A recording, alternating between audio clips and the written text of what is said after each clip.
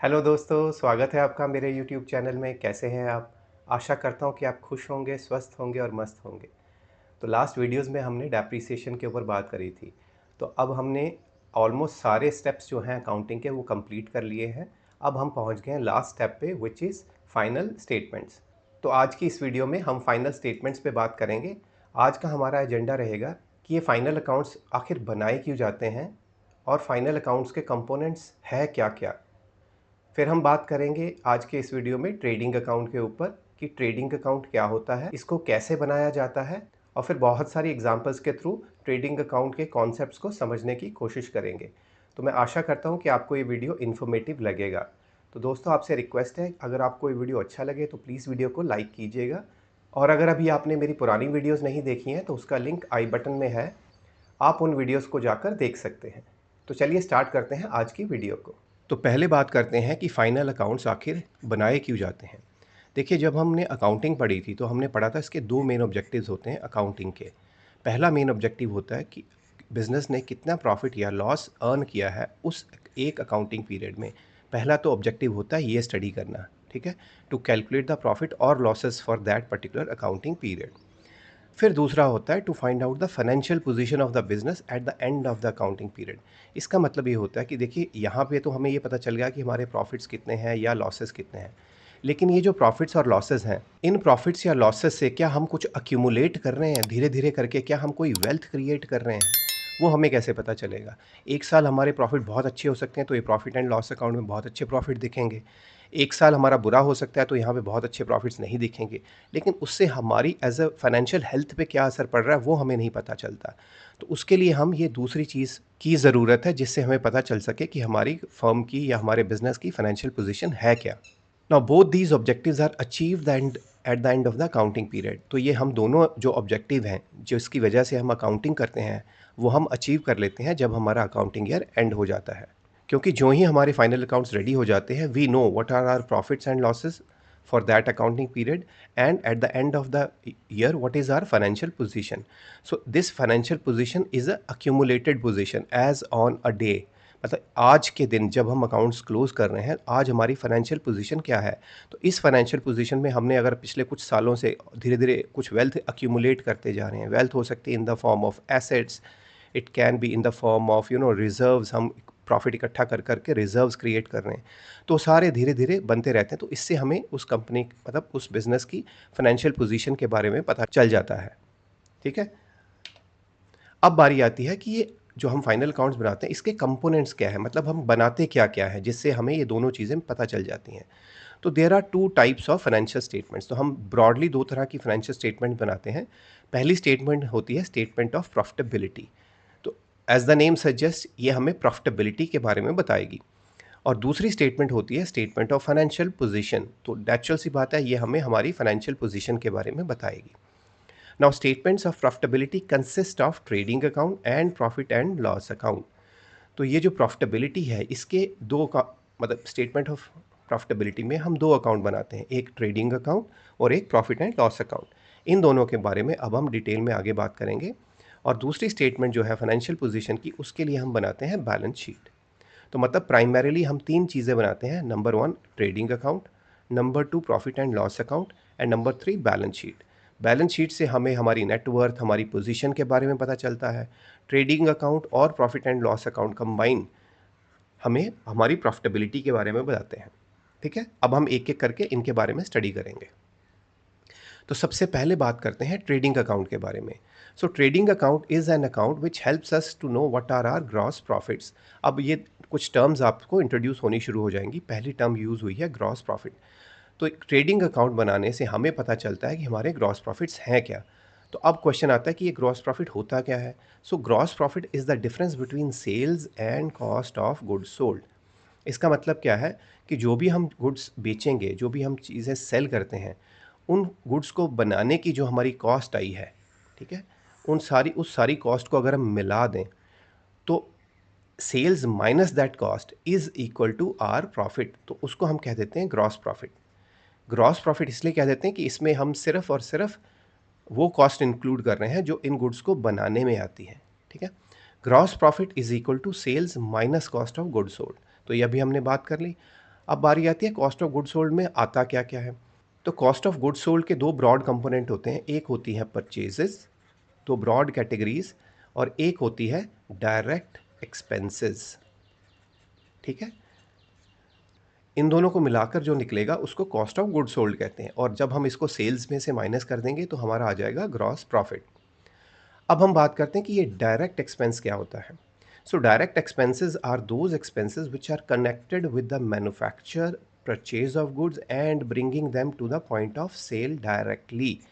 तो बहुत सिंपल है, डायरेक्ट एक्सपेंसेस का मतलब है वो एक्सपेंसेस जो डायरेक्टली हमें प्रोडक्ट्स या में या जो भी हम सर्विसेज दे रहे हैं उनमें हमें दिखते हैं, या जब हम प्रोडक्ट बनाते हैं तो उसमें जो जो चीज़ बहुत डायरेक्टली लगती है। जैसे एग्जांपल लेते हैं, मान लीजिए हम पेन मैन्युफैक्चर करते हैं, तो पेन मैन्युफैक्चर करने के लिए हमें क्या चाहिए, हमें चाहिए प्लास्टिक, ठीक है, हमें चाहिए लेबर, इसके अलावा हमें मशीनरी चाहिए, जिस जिस फैक्ट्री का मतलब एक फैक्ट्री चाहिए जहाँ पे हम मशीनरी वगैरह लगाएंगे और वहाँ हम पेन बनाएंगे।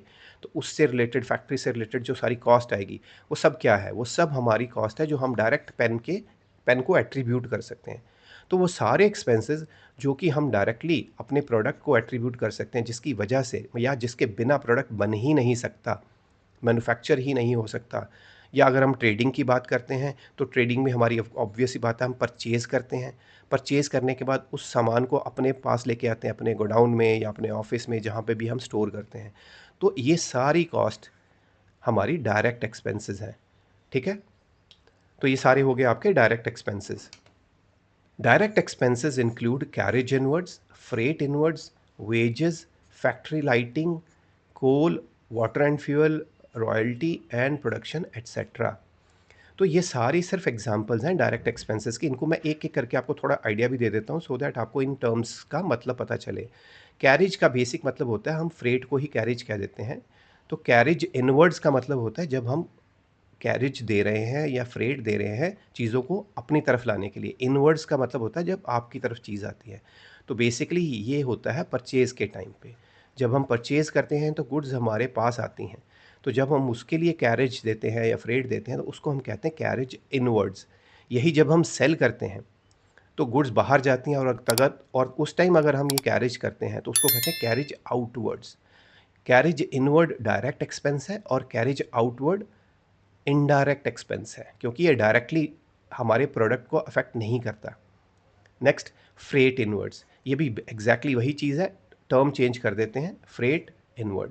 फ्रेट इनवर्ड, ये फ्रेट आउटवर्ड। इनवर्ड मतलब सेम परचेज करते हुए जब हमने गुड्स को फ्रेट दिया है तो वो, तो फ्रेट इनवर्ड डायरेक्ट एक्सपेंस है, फ्रेट आउटवर्ड इनडायरेक्ट एक्सपेंस है। वेजेस, अब आपको कई बार क्वेश्चन में वेजेस, सैलरीज इस टाइप का मिक्स दिया होगा, तो जब भी वर्ड वेजेस आएगा, वेजेस फैक्ट्री के वर्कर्स की होती हैं। तो क्योंकि फैक्ट्री के वर्कर्स की होती हैं तो फैक्ट्री के जितने भी एक्सपेंस होते हैं वो सब डायरेक्ट एक्सपेंस होते हैं, क्योंकि फैक्ट्री में ही तो मैन्युफैक्चरिंग हो रही है। तो अगर फैक्ट्री के अंदर चीज़ें ना हों तो ये मैन्युफैक्चरिंग नहीं होगी, हमारा प्रोडक्ट ही नहीं बनेगा। ठीक है, तो अगर आपको वेजेस लिखी हैं तो फैक्ट्री, अगर सैलरी लिखी है तो सैलरी होती है ऑफिस स्टाफ की। तो ऑफिस स्टाफ का मतलब होता है जो ऑफिस में काम करता है। ऑफिस स्टाफ से हमारी प्रोडक्शंस का कोई लेना देना नहीं है। ठीक है, हमारी प्रोडक्शन फिर भी होती रहेगी चाहे हमारे पास ऑफिस में स्टाफ कम है, ज़्यादा है या नहीं है। तो इसीलिए जो सैलरीज होती हैं वो डायरेक्ट एक्सपेंस नहीं होती है, वो इनडायरेक्ट एक्सपेंस होती है। कई बार आपको wages and salaries word use किया जाता है, तो उस केस में भी क्योंकि पहले वेजेस वर्ड यूज़ किया जा रहा है तो हम उसको डायरेक्ट एक्सपेंस ट्रीट करते हैं। फिर आ जाती है फैक्ट्री लाइटिंग। तो मैंने आपको पहले ही बता दिया, फैक्ट्री से रिलेटेड जितने एक्सपेंसेस होंगे वो सब डायरेक्ट एक्सपेंसेस ही होते हैं। तो फैक्ट्री लाइटिंग आ गई, कोल, कोल हमारा फैक्ट्री में यूज़ होता है, वाटर फैक्ट्री में यूज़ होता है, फ्यूल जो है फैक्ट्री में यूज़ हो रहा है, रॉयल्टी ऑन प्रोडक्शन, मतलब अगर हम कोई चीज़ प्रोडक्शन कर रहे हैं और उसकी हमें रॉयल्टी देनी पड़ती है तो नेचुरल सी बात है, बिना रॉयल्टी दिए तो हम प्रोडक्शन कर नहीं सकते। तो ये भी हमारे डायरेक्ट एक्सपेंस का पार्ट होगा। ठीक है, तो इस तरह के मल्टीपल एग्जांपल्स आपको आने वाले वीडियोस में दिखेंगे, क्वेश्चंस में भी दिखेंगे। वो आपको अपना ब्रेन यूज़ करना है कि क्या ये डायरेक्ट एक्सपेंस है या नहीं है। Clear? All other expenses are indirect expenses. तो जो हमने अभी ये कुछ एग्जांपल्स ली हैं और जो अब जैसे मैंने बताया आपको अपना लॉजिक लगाना पड़ेगा कि वो डायरेक्ट हैं या नहीं है। तो अगर वो डायरेक्ट हैं तो देन तो they can be categorise in direct expenses, otherwise rest of the expenses are considered as indirect expenses. Now these indirect expenses are not considered for preparing trading account. तो अभी हम ट्रेडिंग अकाउंट की बात करें. Trading account में हम क्या क्या यूज़ करेंगे? एक हमारी यूज़ होगी सेल्स, एक हमारी यूज़ होगी परचेज, एक हमारे यूज़ होंगे डायरेक्ट एक्सपेंसेस. ठीक है, बाकी जो जो हम आगे जाएंगे आपको और क्लैरिटी चीज़ों की आएगी. चलिए आगे बढ़ते हैं. तो दोस्तों, अगर आपको ये वीडियो अच्छा लग रहा है तो आपसे रिक्वेस्ट है कि वीडियो को लाइक कर दीजिएगा, और किसी भी तरह का डाउट है अगर आपके माइंड में तो आप कमेंट कॉलम में डाल सकते हैं. I will reply to those comments. अब हम बात करते हैं कि जब हम ट्रेडिंग अकाउंट बनाने लगते हैं तो वो हम बनाते कैसे, तो हम एंट्रीज कैसे बनाते हैं. So all those accounts which are to be used in trading account, और हमने अभी बात कर ली कि परचेजेस होती हैं, डायरेक्ट एक्सपेंसेस होते हैं, सेल्स एक्सेट्रा होते हैं. ये सारे अकाउंट जो भी हमने ट्रेडिंग अकाउंट में यूज़ करने हैं are closed by doing the closing entries in the respective accounts. Purchases account, all direct expenses accounts and opening stock account are closed by debiting to the trading account. तो हम एक trading account बनाते हैं. Trading account की debit side पे हम सारे ये वाले अकाउंट क्लोज करते हैं, मतलब जितने भी हमारे एक्सपेंसेस होते हैं. परचेजेस को क्लोज कर देते हैं, जितने भी डायरेक्ट एक्सपेंसेस हैं उन सबको क्लोज कर देंगे by writing by trading account. तो बाय ट्रेडिंग अकाउंट करके हम इनको क्लोज कर देंगे, क्योंकि ये सारे डेबिट होते हैं. तो इनको जब हम क्रेडिट कर देंगे और ट्रेडिंग अकाउंट को डेबिट कर देंगे तो ये सारे एक्सपेंस हमारे ख़त्म हो जाएंगे. सिमिलरली ओपनिंग स्टॉक भी इसी कैटेगरी में आता है. इस पे हम अभी डिटेल में बात करेंगे. नेक्स्ट है sales account and closing stock account. These are closed by crediting to the trading account. तो इस केस में हम सेल्स अकाउंट और क्लोजिंग स्टॉक को डेबिट करके और ट्रेडिंग अकाउंट को कर देते हैं क्रेडिट. तो इससे हमारे ये अकाउंट भी क्लोज हो जाते हैं. ठीक है. अब हमने दोनों साइड्स बना ली. एक साइड पे डेबिट मतलब एक्सपेंसेस वगैरह आ गए सारे, एक साइड पे हमारी इनकम सेल्स वगैरह आ गई सारी. तो इन दोनों के बीच का जो डिफरेंस होता है डेबिट साइड और क्रेडिट साइड के बीच में, उसको कहते हैं या तो वो प्रॉफिट होंगे या तो वो होंगे लॉसेस. तो अगर हमारी डेबिट साइड ज़्यादा है तो वो हमारा हो जाएगा ग्रॉस लॉस. तो ट्रेडिंग अकाउंट से जो भी प्रॉफिट या लॉस आता है उसमें हम टर्म यूज़ करते हैं ग्रॉस, जो भी अभी हमने बात करी थी लास्ट स्लाइड में. और अगर आपकी क्रेडिट साइड ज़्यादा आ रही है तो इसका मतलब आपको हुआ है ग्रॉस प्रॉफिट. ठीक है. तो ये होती हैं क्लोजिंग एंट्रीज. अब हम इन पे आगे एग्जांपल्स के थ्रू इसको समझने की कोशिश करते हैं. तो ये देखिए, ये है पहली एग्जांपल.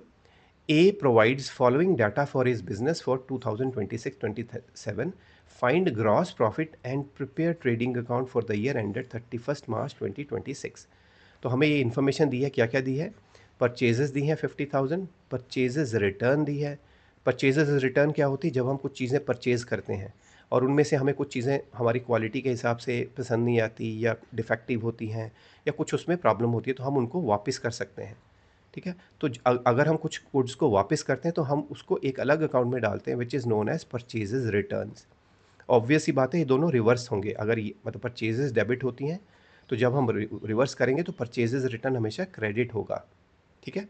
सिमिलरली सेल्स हैं, हमें दी हुई हैं और सेल्स रिटर्न दी हैं. तो सेल्स हमारी नॉर्मली क्रेडिट होती हैं तो सेल्स रिटर्न हमारी हो जाएगी डेबिट. और हमें डायरेक्ट एक्सपेंसेस भी दिए हैं. तो अभी हमने क्या बात करी कि हम ग्रॉस प्रॉफिट कैसे निकालते हैं. ग्रॉस प्रॉफिट निकालते हैं sales minus cost of goods sold. तो अब हमें यहाँ समझना है कि हमारी सेल्स क्या है और कॉस्ट ऑफ गुड्स सोल्ड क्या है. तो सेल्स हमें ये 1 लाख दी है, इसमें से हम ये रिटर्न माइनस करेंगे. ठीक है. तो 1 लाख माइनस 15,000 आपका 85,000 हो गई sales. And minus cost of goods sold में हमारी परचेजेस प्लस डायरेक्ट एक्सपेंसेस आते हैं. तो परचेजेस में से ये नेट परचेजेस हम यूज़ करेंगे. जब भी हम रिटर्न्स को माइनस कर देते हैं तो उसको वर्ड यूज़ करते हैं नेट. तो net purchases and net sales actual में यूज़ होती हैं. तो यहाँ पे 50 में से 10 चले गए तो हमारी परचेजेस हैं नेट परचेजेस 40,000. तो परचेजेस प्लस हमारे डायरेक्ट एक्सपेंसेस जो हमें 20,000 क्वेश्चन में दिए हैं. तो 40,000 प्लस 20,000 आपके आ जाएंगे 60,000. तो हमारा जो कॉस्ट ऑफ गुड्स सोल्ड आ जाएगी वो आ जाएगी, सॉरी ग्रॉस प्रॉफिट जो हमारा आ जाएगा वो आ जाएगा 25,000. ठीक है. आई होप ये क्लियर हो गया होगा. Gross profit is equal to sales minus cost of goods sold. Cost of goods sold is equal to purchases plus direct expenses. और ये अल्टीमेटली हमने 25,000 ग्रॉस प्रॉफिट निकाल लिया है. तो इस केस में हमारी जितनी भी परचेजेस हुई हमने वो सारी सेल कर दी, मतलब there was no closing stock here. ठीक है. अब आगे हम और थोड़े से कॉम्प्लिकेटेड केसेस करेंगे. एनीवे फर्स्ट हमने यहाँ पे ग्रॉस प्रॉफिट निकाल लिया है. अब हमें बनाना है ट्रेडिंग अकाउंट। तो अब हम देखते हैं कि ट्रेडिंग अकाउंट होता कैसे और उसको बनाते कैसे हैं। तो ये रहा देखिए ट्रेडिंग अकाउंट। हम बनाते हैं ट्रेडिंग अकाउंट ऑफ, नाम लिखेंगे for the year ended 31st of March, जो भी हमारा ईयर एंड हो रहा है वो। और अब हम जैसे मैंने बात करी कि जितने भी हमारे ओपनिंग स्टॉक प्लस जितनी भी परचेजेस और डायरेक्ट एक्सपेंसेस होते हैं वो हम कर देते हैं डेबिट, और जितनी भी सेल्स और क्लोजिंग स्टॉक होता है उसको कर देते हैं क्रेडिट। तो इस केस में हम एक एक करके एंट्री कर लेते हैं। इस केस में हमारे पास कोई स्टॉक नहीं है, ना ओपनिंग ना क्लोजिंग। हमने परचेजेस करी तो परचेजेस की एंट्री करेंगे, सेल्स करी सेल्स की एंट्री करेंगे, और डायरेक्ट एक्सपेंसेस की एंट्री कर देंगे। तो ओपनिंग स्टॉक हमारा फॉर्मेट हम ऐसे बनाएंगे, ओपनिंग स्टॉक में वैल्यू नील कर देंगे। परचेज हमारी 50,000 की थी, लेस रिटर्न्स, उसमें से हमने रिटर्न लेस करके 40,000। इसमें हमेशा हम इस तरह से ही दिखाते हैं, ये this is how trading account is prepared. तो आपकी जो भी परचेजेस आएंगी वो पहले यहाँ पे आएंगी डिटेल्स कॉलम में, और फिर लेस रिटर्न्स करके नेट जो परचेजेस हैं या नेट जो फिगर है वो हम यहाँ डालेंगे। देन डायरेक्ट एक्सपेंसेस 20,000 हमें दिए हैं, वो हमने यहाँ पे डाल दिए। सिमिलरली सेल्स को भी ऐसे ही करेंगे। सेल्स की एंट्री 1 लाख की हमने यहाँ पे कर दी, और जो रिटर्न्स थी उसको हमने लेस करके नेट सेल्स यहाँ पे दिखा दी। क्लोजिंग स्टॉक हमारे पास है नहीं तो उसको ज़ीरो कर दिया है हमने। तो हम क्या करेंगे, अब टोटल करेंगे तो यहाँ का टोटल बनता है 60, यहाँ का बनता है 85। मतलब क्रेडिट साइड ज़्यादा है, तो मैंने आपको कहा था जब क्रेडिट साइड ज़्यादा होती है तो ऑब्वियस सी बात है हमारा प्रॉफिट होगा। तो हम इसको पहले टोटल कर लेंगे। यहाँ पे एक ही एंट्री है तो उसको हमने यहाँ ले आए, इसको हम यहाँ पे ले आए ट्रांसफ़र करने करके, और ये जो बैलेंसिंग फिगर है, जो हमारा डिफरेंस है इन दोनों के बीच में, वो हमारा हो गया है ग्रॉस प्रॉफिट। तो हम उसको लिखते हैं to gross profit carried down, CD करके। कैरी डाउन क्यों करते हैं, क्योंकि अब हम इस पे आगे काम करेंगे प्रॉफिट एंड लॉस अकाउंट में। ये ट्रेडिंग अकाउंट और प्रॉफिट एंड लॉस अकाउंट पढ़ते तो हम सिंगल सिंगल हैं, बट ये बनता इकट्ठा ही है, ठीक है। जब हम आगे जाएंगे तो इस पर बात करेंगे। तो आई होप आपको ये एग्जाम्पल क्लियर हो गई होगी। अब चलते हैं दूसरी एग्जाम्पल की तरफ। ए provides following data for his business for 2026-27, find gross profit and prepare trading account for the year ended 31st of March 2026। तो हमें फिर से एक फ्रेश डेटा दिया है जिसमें हमारे पास परचेजेस हैं, परचेजेस रिटर्न है, सेल्स हैं, सेल्स रिटर्न है, डायरेक्ट एक्सपेंसेस हैं, और इस बार हमें क्वेश्चन में क्लोजिंग स्टॉक भी दिया है, ठीक है। तो अब हम इसको देख लेते हैं। अब इसमें हमारी कॉस्ट ऑफ गुड्स सोल्ड क्या आएगी, देखिए परचेजेस तो नेट परचेजेस आ जाएंगी, नेट सेल्स आ जाएंगी, डायरेक्ट एक्सपेंसेस भी आ गए। अब इसमें क्लोजिंग स्टॉक आ गया है। तो क्लोजिंग स्टॉक का बेसिकली मतलब क्या होता है, क्लोजिंग स्टॉक का मतलब है कि हमने कुछ परचेजेस करी, ठीक है, और उनमें से कुछ सामान हमने सेल कर दिया और बैलेंस कुछ बच गया।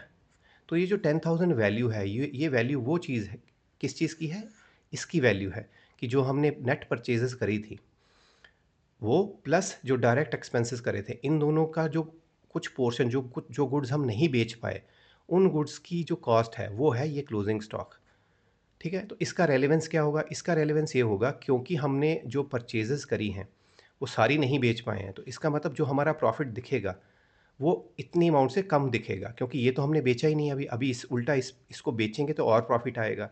तो हम क्या करते हैं, क्लोजिंग स्टॉक को अपने क्रेडिट साइड पे ले जाते हैं जिससे हमारा प्रॉफिट बढ़ जाए। समझ आई आपको बात? देखिए फिर से समझाता हूँ। हमने परचेजेस करी, हमारी कुछ गुड्स बची हुई हैं, 10,000 वर्थ की कॉस्ट की हमारी गुड्स बची हुई हैं। अगर हम इसको सेल करेंगे तो ये तो हमारी कॉस्ट प्राइस पे है 10,000, तो नेचुरली ये उससे ऊपर ही जाएगा, ठीक है। तो जब हम ट्रेडिंग अकाउंट बनाएंगे तो उसमें हम इस वैल्यू को इग्नोर नहीं कर सकते हैं, क्योंकि ये अगर हम डायरेक्ट सिंपल बना लेंगे तो ये तो हमें लॉस दिखाएगा या प्रॉफिट कम दिखाएगा, लेकिन हमारे पास अभी तो गुड्स बची हैं, तो इसकी कॉस्ट हमें परचेजेस में से निकालनी पड़ेंगी। हमने एक कॉन्सेप्ट पढ़ा था मैचिंग। मैचिंग कॉन्सेप्ट ये कहता है कि जब हम अकाउंटिंग ईयर में प्रॉफिट या लॉस निकालते हैं तो हम क्या करते हैं, सेम कॉस्ट और सेम रेवेन्यू कंसिडर करते हैं। मतलब वो सारी चीज़ें जो जिसका प्रॉफिट हम ले रहे हैं उन्हीं उन सारी चीज़ों की कॉस्ट भी लेंगे। तो यहाँ पे हमने सेल कौन सी गुड्स करी हैं, बेसिकली हमने सेल इसके अलावा जो गुड्स थी वो बेच दी हैं, तो हमें कॉस्ट भी उन्हीं गुड्स की चाहिए। तो उसके लिए हम क्या करेंगे, ये क्लोजिंग स्टॉक अपने परचेज में से माइनस कर देंगे। तो उसका एक तरीका यह है, या तो परचेज में से माइनस कर दो या फिर उसकी दूसरी साइड पे ले जाओ।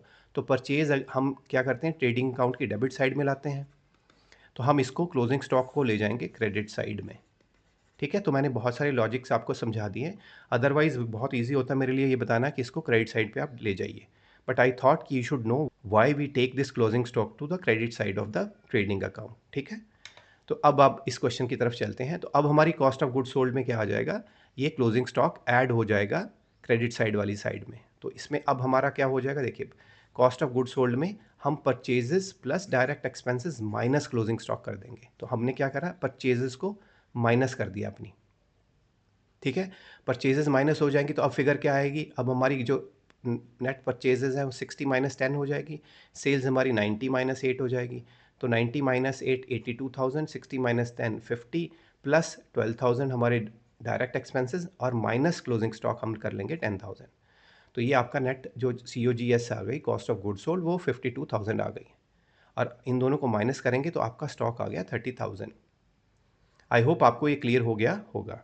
अब हम आते हैं इसके ट्रेडिंग अकाउंट को बनाते कैसे हैं। तो ये मैंने समझाने के लिए आपको बता दिया कि हम ऐसे माइनस करते हैं, लेकिन ट्रेडिंग अकाउंट में हम क्या करेंगे, ट्रेडिंग अकाउंट में हम इसको क्लोजिंग स्टॉक को इस तरफ ले जाते हैं। तो एक क्लोजिंग स्टॉक सेपरेट 10,000 दे देता है, इससे क्या होता है, हमारी क्रेडिट साइड इंक्रीज हो जाती है। तो इनडायरेक्टली ये हमारा प्रॉफिट इंक्रीज कर देती है, ठीक है। बाकी फिगर्स हमने एस ले ली, नेट जो सेल्स दी हैं वो हमने ले ली, जो नेट परचेजेस दी हैं वो ले ली, डायरेक्ट एक्सपेंसेस ले लिए। अब हमने टोटल करना है, ये टोटल 92,000 आ गया, सेम टोटल हमने यहाँ पे कैरी फॉरवर्ड कर दिया और ये रही आपकी बैलेंसिंग फिगर। तो ये जो बैलेंसिंग फिगर है, क्योंकि क्रेडिट साइड ज़्यादा, तो ये आपकी आ जाएगी ग्रॉस प्रॉफिट कैरिड डाउन, ठीक है। तो आई होप अब आपको क्लोजिंग स्टॉक का कॉन्सेप्ट क्लियर हो गया होगा। तो दोस्तों, अगर आपको ये वीडियो अच्छी लग रही है तो आपसे रिक्वेस्ट है कि वीडियो को लाइक कर दीजिएगा, और अगर आपके माइंड में कोई भी डाउट आ रहा है तो आप कमेंट कॉलम में डाल दीजिएगा। अब चलते हैं एक और एग्जांपल की तरफ, जिसमें हमारे पास होगा ओपनिंग स्टॉक और क्लोजिंग स्टॉक नहीं है। तो पहले इसका मतलब समझते हैं, ओपनिंग स्टॉक का मतलब क्या है। जैसे हमने पिछले एग्जांपल में देखा, ओपनिंग स्टॉक का मतलब है कि लास्ट ईयर हमने कुछ गुड्स परचेज करी थी जो सेल नहीं हुई हैं, अब वो ओपनिंग में हमारे पास हैं, ठीक है। ओपनिंग स्टॉक का मतलब यही है ना कि हमारे पास कुछ गुड्स हैं जो रेडी टू सेल हैं। तो हम अकाउंट्स में जनरली फीफो मेथड लगाते हैं, फर्स्ट इन फर्स्ट आउट। तो मतलब जो पहले गुड्स हम बनाते हैं, हम उन गुड्स को सेल करते हैं पहले। फिजिकली कोई भी गुड्स बेची जा सकती हैं, हालांकि फिजिकली भी हम सबसे पहले पुराना माल ही बेचते हैं। तो गुड्स में हम क्या करते हैं, जो ये ओपनिंग स्टॉक होगा, सबसे पहले नए साल में जो गुड्स बिकेंगी वो ये वाली बिकेंगी। तो इसका मतलब इसकी कॉस्ट तो पिछले साल की थी, इस साल तो इसकी कॉस्ट आएगी नहीं, मतलब ये हमारा परचेजेस में ऐड नहीं होगा इस साल। और अगर क्लोजिंग स्टॉक नहीं है तो इसका मतलब हमारा सारा माल बिक चुका है। तो इसका मतलब ये हुआ कि हमारे जो इस साल की परचेजेस हैं वो तो सारी बेच दी हमने, लेकिन हमने कुछ पिछले साल की परचेजेस को भी सेल कर दिया है। तो इसका मतलब ये जो सेल हुई है, इस सेल में ये भी इंक्लूडेड है और ये भी इंक्लूडेड है। तो फिर सेम वही कॉन्सेप्ट कि अगर हम मैच करना चाहते हैं तो हमें ये कॉस्ट भी ऐड करनी पड़ेगी और ये वाली कॉस्ट भी ऐड करनी पड़ेगी। तो हम क्या करेंगे, ओपनिंग स्टॉक प्लस परचेजेस हमारी कॉस्ट का पार्ट हो जाएगी, मतलब जो कॉस्ट ऑफ गुड्स सोल्ड होगी उसमें हम ओपनिंग स्टॉक को ऐड कर देंगे। क्लोजिंग स्टॉक हम माइनस कर रहे थे क्योंकि उससे हमारा क्लोजिंग स्टॉक बढ़ रहा था और हमारी सेल्स कम हो रही थी, तो हम परचेज़ को कम कर रहे थे। यहाँ पे हमारी सेल्स बढ़ रही हैं क्योंकि हमने पिछले साल का स्टॉक सेल कर दिया, तो हम परचेज़ कॉस्ट को भी बढ़ा देंगे और परचेज़ में इसको कर देंगे ऐड, ठीक है। आई होप आपको लॉजिक क्लियर हो गया होगा ओपनिंग स्टॉक का। अब इस क्वेश्चन की तरफ आते हैं। Prepare a trading account of Messrs Prime Products from the following particular pertaining for 2016-17। तो हमें ओपनिंग स्टॉक दिया 50,000, परचेजेस दी हैं, रिटर्न इनवर्ड्स। अब आपको इस यहाँ पे लॉजिक लगाना होता है। रिटर्न इनवर्ड्स मतलब क्या, इनवर्ड्स जैसे मैंने बताया, इनवर्ड का मतलब होता है हमारी तरफ जो आती हैं, और ये रिटर्न है। तो हमारी तरफ रिटर्न कौन सी आती है, जो हमने सेल्स की होती है। हमने सेल्स करती हैं, हम जब सेल्स करते हैं तो गुड्स चली जाती हैं, तो हमारी तरफ तो वही रिटर्न तो वही आएगी ना, सेल्स रिटर्न ही होगी। परचेजेस में हम क्या करते हैं, परचेजेस में गुड्स हमारे पास आती हैं, और अगर हम रिटर्न करेंगे तो रिटर्न आउटवर्ड होगी, क्योंकि हमने गुड्स को वापस भेज रहे हैं। तो यह है रिटर्न आउटवर्ड। तो रिटर्न आउटवर्ड परचेज रिटर्न को कहते हैं और रिटर्न इनवर्ड सेल्स रिटर्न को कहते हैं। तो ये है बेसिकली सेल्स रिटर्न, ये आपको ध्यान रखना है। ये रही आपकी सेल्स, ये रही रिटर्न आउटवर्ड, तो ये आपकी है परचेज रिटर्न। फिर आपके पास फैक्ट्री का रेंट दिया हुआ है और वेजेस दी हैं, तो ये दोनों आपके हैं डायरेक्ट एक्सपेंसेस। तो अब हम कॉस्ट ऑफ गुड्स सोल्ड निकाल सकते हैं। अब हमें सिर्फ एक ध्यान रखना है कि हमें ये जो ओपनिंग स्टॉक 50,000 है, इसको हमने ऐड करना है कॉस्ट ऑफ गुड्स सोल्ड में। तो ये रही कैलकुलेशंस। देखिए अब कॉस्ट ऑफ गुड्स सोल्ड में क्या क्या आ गया, purchases plus direct expenses plus opening stock, और अगर क्लोजिंग स्टॉक होता तो हम इसको माइनस कर देते, ठीक है। अब आई होप आपको पूरा ट्रेडिंग अकाउंट क्लियर हो गया होगा। अब इस कैलकुलेशंस को देख लेते हैं। तो सेल्स 3 लाख है और सेल्स रिटर्न है 5,000, तो 3 लाख माइनस 5,000 हमने यहाँ पे कर लिया। परचेज हमारी 1,10,000 है और परचेज रिटर्न है 7,000, तो 1,10,000 माइनस 7,000 कर लिया। 30,000 फैक्ट्री रेंट, 40,000 वेजेस, तो प्लस 30 प्लस 40, और ओपनिंग स्टॉक आपका है 50, तो प्लस 50। तो इन सब की कैलकुलेशंस करके हमारे पास ग्रॉस प्रॉफिट आ गया 72,000। ठीक है। तो मैं साथ साथ में आपको कैलकुलेशंस करके बता रहा हूँ सो दैट आपको समझ आ जाए कि हमने क्या किया और क्यों किया, और साथ के साथ हम ट्रेडिंग अकाउंट बना रहे हैं जो एक्चुअल में हमें बनाने हैं। तो ये रहा आपका trading account, books of prime products limited trading account for the year ended 31 March. Opening stock हमने ले लिया 50,000, परचेजेस और रिटर्न हमने लेके नेट परचेजेस डाल दी यहाँ पे, फैक्ट्री रेंट हमने डाल दिया 30,000 और वेजेस डाल दी 40,000, और उस तरफ हमने नेट सेल्स डाल दी 3 लाख माइनस 5,000 2,95,000। तो अगेन हमारी क्रेडिट साइड ज़्यादा है तो 295 को हमने यहाँ पे ले आए, और ये हमारा आ गया बैलेंसिंग फिगर जो है वो हमारी आ गई ग्रॉस प्रॉफिट। ठीक है। तो आई होप अब आपको ये सारा कॉन्सेप्ट अच्छे से क्लियर हो गया होगा कि ट्रेडिंग अकाउंट हम बनाते कैसे हैं। अब एक और एग्जांपल देखते हैं। Prepare a trading account of Messrs Anjali from the following information as on 31 March 2017। तो अब हमें इसमें देख लेते हैं क्या क्या चीज़ें हमारे पास हैं। ओपनिंग स्टॉक है, परचेजेज है, रिटर्न है, सेल्स हैं, purchases return, sales return, carriage on purchases. अब ये कैरिज है और परचेजेज है तो ये हमारा ट्रेडिंग अकाउंट का पार्ट है। कैरिज ऑन सेल्स मैंने अभी आपको बताया कि सेल्स का कोई भी एक्सपेंस हम यहाँ नहीं लेते हैं। हमें वो सारे एक्सपेंस लेने हैं जिससे हम गुड्स को मैन्युफैक्चर कर सकते हैं या परचेजेस का पार्ट होती है कॉस्ट का, तो ये हमारा इस क्वेश्चन में कंसिडर नहीं होगा। नेक्स्ट हमारा है फैक्ट्री रेंट। फैक्ट्री रेंट हमारा डायरेक्ट एक्सपेंस रहता है। नेक्स्ट आ गया ऑफिस रेंट। अब ये ऑफिस रेंट है, अगेन ये ऑफिस का खर्चा है, ये हमारा ट्रेडिंग अकाउंट का पार्ट नहीं बनेगा। Dock and clearing charges. तो डॉक एंड क्लियरिंग चार्जेस होते हैं जब हम किसी चीज़ को इंपोर्ट करते हैं तो और हमारा डॉक के पास सामान आता है, मतलब हमारा शिप के थ्रू जब सामान आता है तो तब ये चार्जेस लगते हैं, डॉक एंड क्लियरिंग चार्जेस। तो ये हमारे परचेजेस को रिफ्लेक्ट करते हैं, तो ये हमारे ट्रेडिंग अकाउंट का पार्ट बनेगा। Freight and octroi. Freight and octroi जब वर्ड यूज़ होता है ये सारा हमारा, अगेन हम ये अज्यूम करते हैं कि परचेज है, क्योंकि ऑक्ट्रॉय हम तभी देते हैं जब हमारे पास गुड्स आती हैं। ठीक है। तो ये फ्रेट एंड ऑक्ट्रॉय हमारा ट्रेडिंग अकाउंट का पार्ट है। Coal gas and water, again ये हमारा मैन्युफैक्चरिंग का पार्ट है तो ये भी हमारा ट्रेडिंग अकाउंट में आएगा। ठीक है। तो हमने इस तरह से डी मार्क करना है जब भी हमें इस तरह के क्वेश्चंस आते हैं जिसमें मल्टीपल आइटम्स होती हैं कि कौन कौन सी आइटम्स हैं जो हमारे काम की हैं, उन आइटम्स को हम यूज़ करेंगे। अब हमारी कॉस्ट ऑफ गुड्स सोल्ड में अब ये सारी चीज़ें आ जाएंगी, तो एक बार देख लेते हैं। तो हमने ओपनिंग स्टॉक ले लिया 60,000 का, परचेजेस हमें 3 लैक्स दी हैं, परचेजेस 3 लैक्स दी हैं और रिटर्न हमारी है 18,000। तो हमने ये यूज़ कर लिया, 3 लाख माइनस 18,000 हमारी परचेजेस आ गई, 3 लैक्स माइनस 18,000 2,82,000। सेल्स की भी एंट्री कर लेते हैं, 7,50,000 एंड 30,000। तो सेल 7,50,000, रिटर्न 30,000, तो नेट हमारी वैल्यू आ गई 720। नेक्स्ट है कैरिज ऑन परचेजेस, ये हमारा जाएगा डेबिट साइड में एक्सपेंस है। इसके अलावा हमारे पास फैक्ट्री रेंट 18,000 जाएगा। इसके अलावा dock and clearing charges 48,000, freight and octroi 6,500 and coal gas and water 10,000। तो ये 5 एक्सपेंसेस जो हैं ये अब हम डालेंगे ट्रेडिंग अकाउंट में। तो ये रही carriage on purchases 12,000, factory rent 18,000, dock and clearing charges 48,000, freight and octroi 6,500, coal gas and water 10,000। तो ये 5 के 5 एक्सपेंसेस हमने इसमें डाल दिए हैं। ठीक है। अब हमारा क्वेश्चन का डेटा कंप्लीट हो गया, अब हम इसको बैलेंस कर लेंगे। तो ये रहा 7,20,000, क्रेडिट साइड ज़्यादा है तो 720 यहाँ हमने शिफ्ट कर दिया बैलेंस को, और ये जो अब हमारी बैलेंसिंग फिगर है ये आ गया ग्रॉस प्रॉफिट कैरिड डाउन। ठीक है। तो आई होप अब आपको ये क्वेश्चन क्लियर हो गया होगा। तो दोस्तों अगर आप इस चैनल पे नए हैं तो आपसे रिक्वेस्ट है कि चैनल को सब्सक्राइब कर लीजिएगा।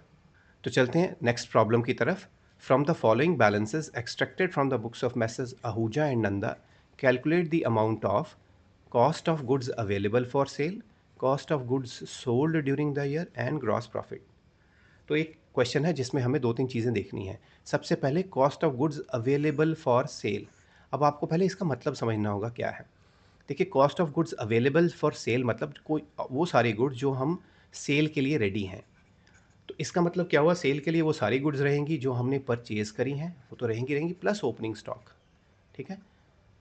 क्योंकि ओपनिंग स्टॉक भी हमारा रेडी बना है, परचेजेस भी हमारे पास रेडी हैं, तो ये हैं अवेलेबल फॉर सेल। और दूसरा हमने निकालना है cost of goods sold during the year. तो cost of goods sold during the year में हम क्या करते हैं, जो हम नॉर्मल करते हैं, परचेजेस में प्लस कर देते हैं ओपनिंग स्टॉक और माइनस कर देते हैं क्लोजिंग स्टॉक, क्योंकि वो हमने नहीं बेची हैं इसे।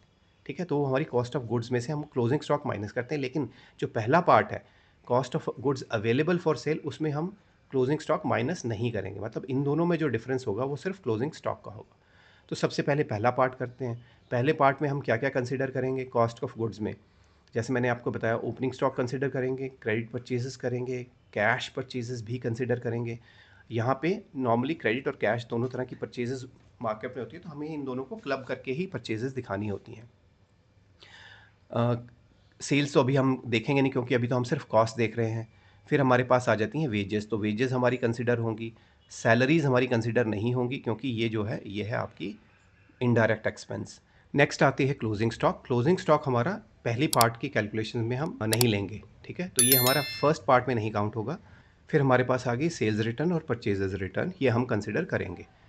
तो चलिए सॉल्व करते हैं पहले फर्स्ट पार्ट को।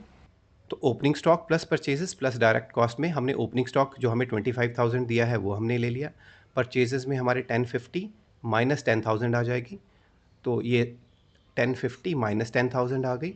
और डायरेक्ट कॉस्ट में हमारे पास आ जाएंगे जो अभी हमने बात करी थी 1 लाख वेजेस की, बस 1 लाख वेजेस ही हैं, बाकी सारे हमारे कंसिडर नहीं हो रहे हैं। तो ये हमारा 1 लाख वेजेस का हमने आ लिया। अब इसका कैलकुलेशंस करी तो ये अब आपका cost of goods available for sale आ गई है 11,65,000। अब हम सेकंड पार्ट की तरफ चलते हैं, cost of goods sold during the year. इसमें हम क्या करेंगे, माइनस क्लोजिंग स्टॉक कर देंगे। तो क्लोजिंग स्टॉक हमें 30,000 दिया है, तो ये इसमें से एक्स्ट्रा माइनस हो जाएगा। तो ये एक्स्ट्रा माइनस क्लोजिंग स्टॉक हमने कर दिया है, तो हमारे पास आ गई कॉस्ट ऑफ गुड्स सोल्ड। तो माइनस 30,000 करेंगे तो नेचुरली 11,35,000 हमारी आ गई cost of goods sold during the year. Third part में हमें निकालनी है ग्रॉस प्रॉफिट। तो ग्रॉस प्रॉफिट के लिए भी सेम कैलकुलेशंस कर लेते हैं। तो ग्रॉस प्रॉफिट में हम सेल्स ले लेंगे, सेल्स हमारी टोटल है 16 लाख की और रिटर्न हमारी है 50,000। तो ये रहा आपका ग्रॉस प्रॉफिट। सेल्स हमने 12 लाख प्लस 4 माइनस 50,000 कर ली है, और जो हमारी कॉस्ट ऑफ गुड्स सोल्ड है वो तो हमने पहले से निकाल रखी 1135। तो 1550 minus 1135 4,15,000 is your gross profit, ठीक है। अब इसका एक बार ट्रेडिंग अकाउंट भी बना लेते हैं। Trading account of masher Ahuja and Nanda for the year ended 31st of March. अब ओपनिंग स्टॉक हमने 25,000 ले लिया, परचेजेस ले ली, रिटर्न ले ली, नेट सेल्स नेट परचेजेस आ गई 10,40,000, ठीक है। उधर हमने सेल्स हमें मिली 16 लाख और रिटर्न्स हमें है 50,000, तो नेट सेल्स हमारी ये आ गई। क्लोजिंग स्टॉक की वैल्यू 30,000 हमने ऐड कर ली, तो टोटल यहाँ का आ गया 1580 हम यहाँ पे ट्रांसफ़र कर लिया है। उसके बाद एक्सपेंसेस में हमारे पास सिर्फ वेजेस हैं 1 लाख की, वो हमने यहाँ पे डाल दी। तो अब ये जो बैलेंसिंग फिगर है ग्रॉस प्रॉफिट आपका आ गया है विच इज़ 4,15,000। तो आई होप अब आपको ट्रेडिंग अकाउंट के बारे में कंप्लीट क्लैरिटी हो गई होगी कि हम इसको कैसे बनाते हैं, और इसमें ओपनिंग स्टॉक और क्लोजिंग स्टॉक की रेलेवेंस थी जो कि हमने डिटेल में समझ ली है। तो आज की इस वीडियो में हमने ये जाना कि फाइनल अकाउंट जो है वो हम बनाते क्यों हैं, और फिर फाइनल अकाउंट्स के 3 कंपोनेंट होते हैं प्राइमरीली। एक होती है ट्रेडिंग अकाउंट, एक होता है प्रॉफिट एंड लॉस अकाउंट, और एक होती है बैलेंस शीट। उसमें से हमने ट्रेडिंग अकाउंट पे आज बात की, हमने सीखा कि ट्रेडिंग अकाउंट क्या होता है और इसको कैसे बनाते हैं, और फिर हमने मल्टीपल एग्जांपल्स यूज़ करी to understand various concepts of trading account. तो आई होप अब आपको ये वीडियो अच्छा लगा होगा। अगर आपको ये वीडियो अच्छा लगा है तो आपसे रिक्वेस्ट है वीडियो को लाइक कर दीजिएगा और शेयर कर दीजिएगा अपने दोस्तों के साथ, और हो सके तो प्लीज़ चैनल को सब्सक्राइब कर लीजिएगा। Thank you so much for watching this video. आने वाले वीडियो में फिर मिलेंगे। Thank you.